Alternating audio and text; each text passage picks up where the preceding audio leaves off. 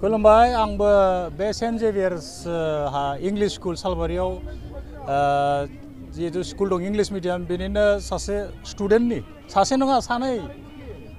सासे 10आव फरायनाय हौवासा गथ' आरो 2आव फरायनाय सासे हिन्जावसा गथ' माने आंहा सानै फरायसा दं आरो मा सेन्ट जेभियार्स इंलिश स्कुलाव मोजां स्कुल बियो सालबारि एरियानि रेकर्डआ बिराद मोजां रिजाल्ट बरिया नोंथांमोना नायनो हागोन बेबायदिनो बोसोरे बिथाङा जोंनि सेन्ट जेभियार्स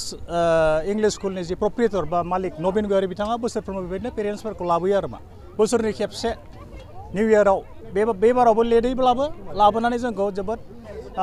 माने गोजोननाय होदों थारैनो जोबोद गोजोननाय मोनदों आरो मा बेबायदि खालामनांगौ बेथ' पेरेन्टसनि नालाय थारमाने एबार गथ'खौबो लाबोफानो होआखै आरो मा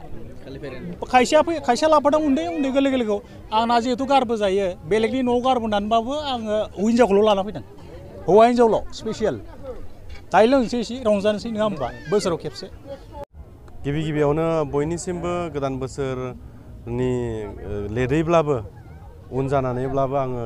गोदान बोसोरनि बयनिसिमबो हामलायनाय थाबाय दा दिनै जोङो जोंनि सेन्ट जेभियार इंलिश स्कुला पेरेन्टस आरो टिचार बेबायदि लावखार ओंखाम जानाय दिनै हाबाफारि लादोंमोन बेयाव जोङो गासिबो पेरेन्टसा दिनै बेयाव नुजाथिफैदों थ' आङो जोबोर गोजोननाय मोन्दों बेनिखायनो बेयाव जोंनिया 350 बेबायदि गार्जेन दङ स्टुडेन्ट दङ बिनिनो 90% मेबि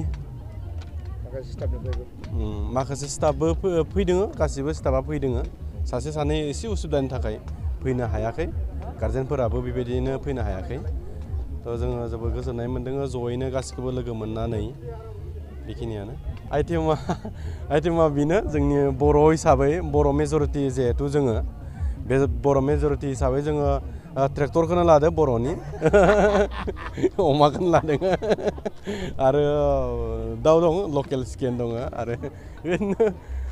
लाब्राफोर दं आरो ना बांद्राय बेबायदि आइटेम खालामाखै आरो जोंना स्कुलनिफ्राय फैनाय नालाय बेबायदि किसु माबाखौ लायाखै आरो लादेराखै गुबुनफोरनि गार्जेनफोरनि थाखायबो जोङो एक्सट्रा लादों नट अनलि बर'नि थाखायल' नङा जोङो गुबुन जेनेबा माइन'रिटिफोरनि थाखाय बेनिफ्राय जों बिसोरनि थाखायबो एक्सट्रा लानाय जादों एक्सट्रा आइटेम